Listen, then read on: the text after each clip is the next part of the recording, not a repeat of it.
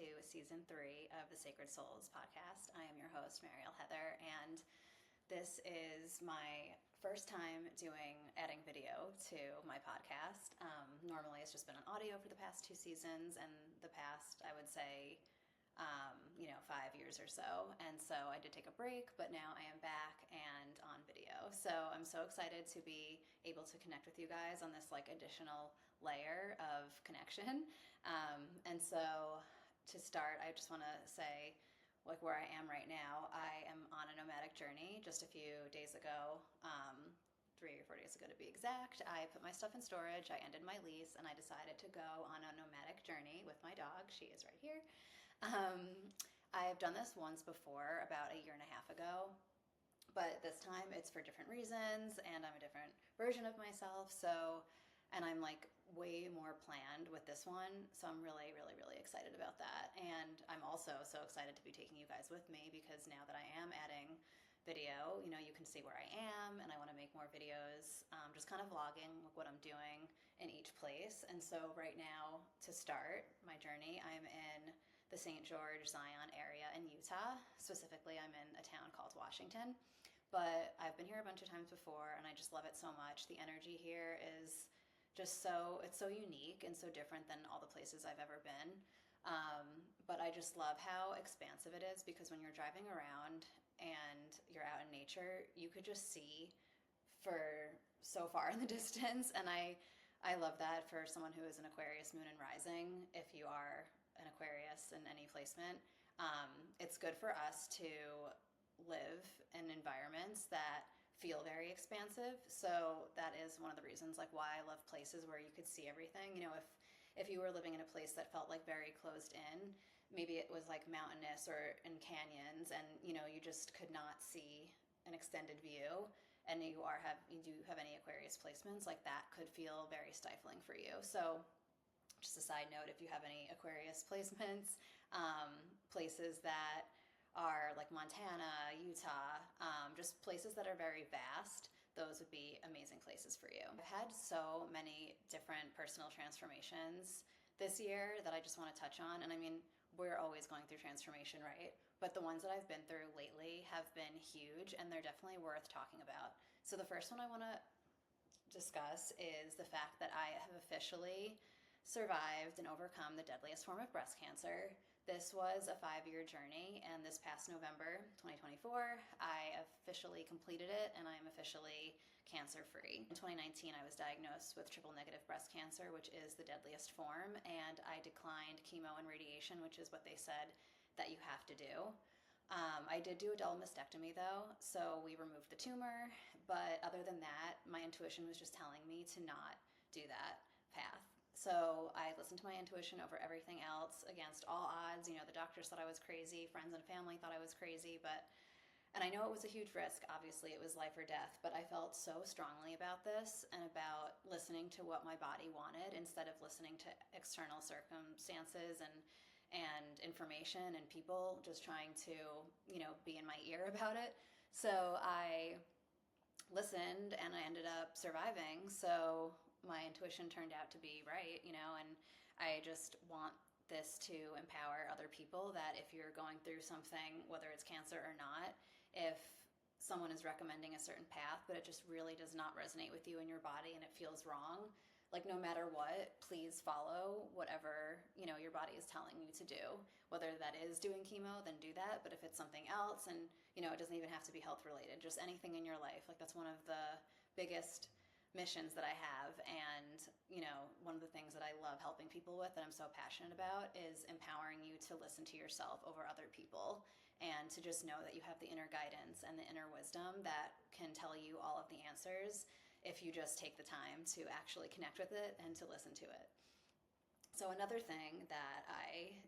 huge transformation that I did recently, and this was only less than a month ago, I did a mushroom journey. It was my first one ever, and it was intentional for, spiritual and therapeutic purposes. I know that a lot of people do mushrooms just for funsies, and that's totally fine, no judgment, but that was not the purpose of me doing this. It was so crazy because I did not know what to expect, and it was just so intense.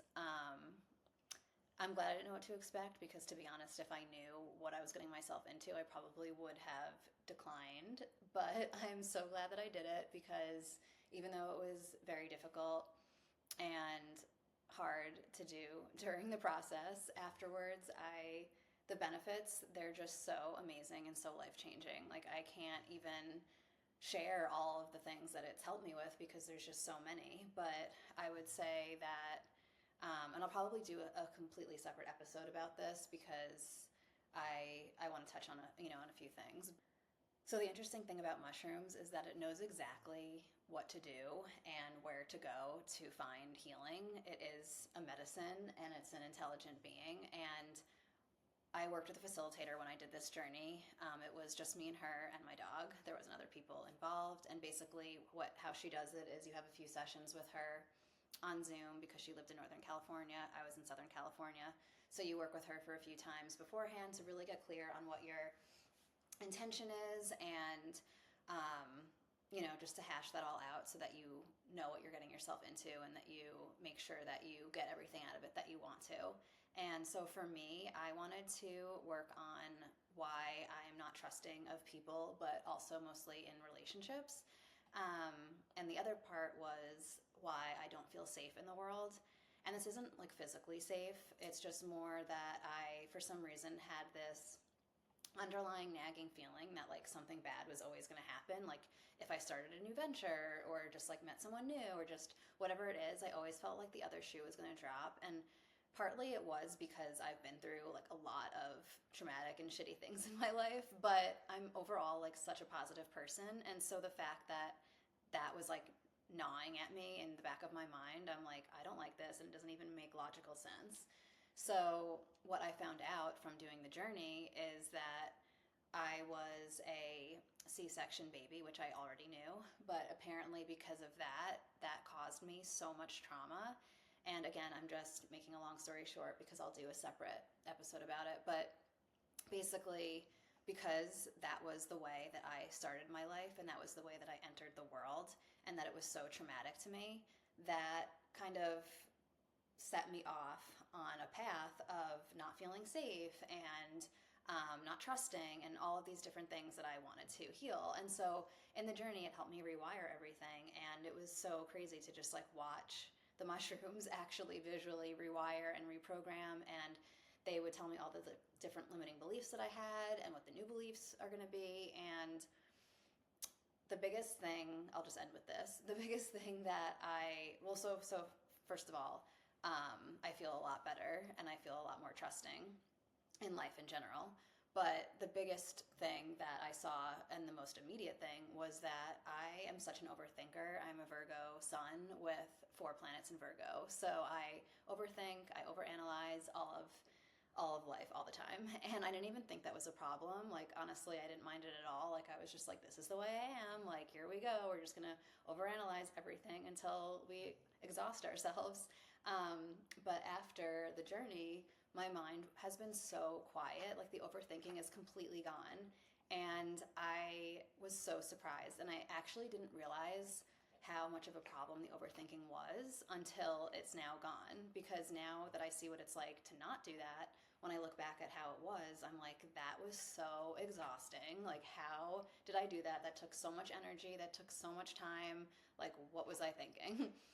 What was I overthinking? So if there was no other benefit than that, then that would have been worth the journey like itself, because it has just been so amazing. Because now if I want to do something or if I have an idea, I just do it. Like, there's no doubt in the back of my mind. There's no overthinking it. And of course, like, I do think things through, but it's not the overthinking. And I also noticed that it's made me so much more creative and do more things with my business because, again, I'm not sitting there overanalyzing everything and thinking of like what could go wrong and all of these different scenarios. So apparently now I see that how much that was really holding me back in my life, and this is so much better. So I'm really excited about that shift. Okay, let's discuss my nomadic journey and what prompted me to do this. I have never been someone that can adhere to leases or someone else's timeline. I'm a Virgo sun, Aquarius moon, and Aquarius rising. And if you are into astrology at all, or if you know anything about Aquarius, we are the rebel of the zodiac. We do not conform. We always want to do things differently. And we can feel very suffocated, and we just love our freedom, like, more than anything else. So with that being said, leases and being on someone else's timeline just does not resonate and feel right in my body. Like, it makes me feel suffocated. And I, in one sense, like routines to an extent because of the Virgo in me, but the other part of me is like such a free spirit, and I don't like the monotony of doing the same thing every day. So fortunately, I have my own businesses, and I'm in a position where I can travel and work from home or work remotely. And so I decided to do this. And like I said earlier in this episode, I did do this a year and a half ago, but the intention behind that one was I felt at the time like so in my Virgo and so rigid and such a planner that I felt like I needed to do something where I didn't plan and something that would push me outside of my comfort zone. So with that nomadic journey, what I did was I tried to have like no plan whatsoever and show myself that it was safe to do so. So I would pick a place to go, and I would show up and I would book just a few days, and then I would see how I felt there. And if I liked it, I would stay longer, and if I didn't, I would just leave, and then I would think of the next place. And that was helpful because it showed me that you can do things last minute and you don't have to plan every single detail of your life, and that, you know, things can be okay. But the downside was I didn't always get to stay at places that were that comfortable to me or that I wanted to because I did not plan ahead. So there were pros and cons. And then since I didn't have a plan, eventually I started to feel very ungrounded and stressed out. And then I came back to California. So, but I mean, it was overall like an amazing experience, and I'm so glad that I did it. And it definitely changed me for the better. And then I got my lease last year in Southern California in Orange County. And about 6 months in, I started to really miss being on the road and just all of the positives that came with that journey. Like, I would be alone in nature some of the time and just so reflective. And I love quiet. And so the ideas and the downloads that I would get there, it wasn't as easy to do so when I was in my apartment. Like, I could still connect with spirit, obviously, if I wanted to, but, you know, there's just something different when you're having an adventure and you're on the road. And even Joe Dispenza, he's someone that I love so much. In his book, Becoming Supernatural, he always talks about with manifesting that the best way to manifest is to be in the unknown, because when your mind knows, like, what is going to happen the rest of your day, it's hard to manifest something new in, right? Because your mind is already predicting what's going to happen. But if you start to do new experiences and you start to live more in the unknown, then that is when it's easier for you to manifest things, because your mind can't just predict it. And so I read that book years and years ago, but that always stuck with me. And I like to think that I'm really good at manifesting. So I was like, okay, this is something that I really want to stay in. I want to stay in that vibe of the unknown. And so this time, my trip is not to be like not a planner and all of the things it was before. It's very different. We're always evolving, right? And so I'm definitely a different version of myself now than I was before. And I feel like I just feel stronger and more confident and just in a better mental space than I was the last time I did this. I feel like the last time I did it, it was to heal from like a lot of things I had been going through that were stressful at the time. And this time it's more like empowered and more fun. And I'm like coming into it with a place of like, okay, like this is more purposeful. And I don't know, I just feel it's just like so different. I hope that makes sense. But with this one, it is mostly planned. Like, of course, I'm still leaving space for the unknown because, like I said, that is something that helps you manifest, and that's like the fun of life, right? And that's where the magic can come in. But this time I was like, okay, I'm going to plan at least like where I'm going to an extent. So I did book a month's worth of different hotels and Airbnbs. And just the fact that I did that, for example, when I was talking about the mushroom journey. So previously, if I was going to plan an Airbnb or a hotel, it would take me like 5 years because I would read every single review. I would have to look for the perfect place with the perfect thing and make sure I felt comfortable. And obviously, that was like my control issues and my safety issues and the overthinking. But this time, since I booked this after the mushroom journey, I literally looked up a place, it had good reviews, and then I booked it at the end. And I had booked a month's worth of stuff in like 10 minutes. And so I was like so proud of myself and so shocked because I was like, wow, who am I? And again, it makes you more productive because it's like that was just slowing me down before. And now there's like speed, there's momentum, we're getting things done. So it's just so much better. So I'm starting in Utah, and then from here, I'm going to be going to Moab, which is also Utah. And then from there, I'm going to Sedona. From there, I'm going to Taos. And then I might either be doing Boulder or Austin. I'm not sure. But that part I left up to, like that part I just left because I'm like, okay, not every single thing needs to be planned. And as I continue through my journey, I will be able to, like, more will be revealed and I'll be able to see what happens next and what I decide to do. So also something with my mushroom journey that I will add in the episode that I do specifically about that, but I just want to say it here because I'm going to Moab in just a few days, and in the mushroom journey, they showed me Moab, which I was already going to, but they showed it to me, and they were like obsessed with Moab for some reason, like, and they kept saying that it had something to do with like my career. So I'm just so curious to see what happens when I'm there, if anything does happen with my career or like what the message was, but overall it was something positive. So we'll see what happens with that. Overall, I just really want to stress and just convey how important it is that something that I've learned that I wish for everyone is to just be authentically yourself and to live a life that really resonates with you, like even if it seems weird or crazy or people are judging you, because the fact that I am like living this lifestyle that is like unconventional to some, like I don't care.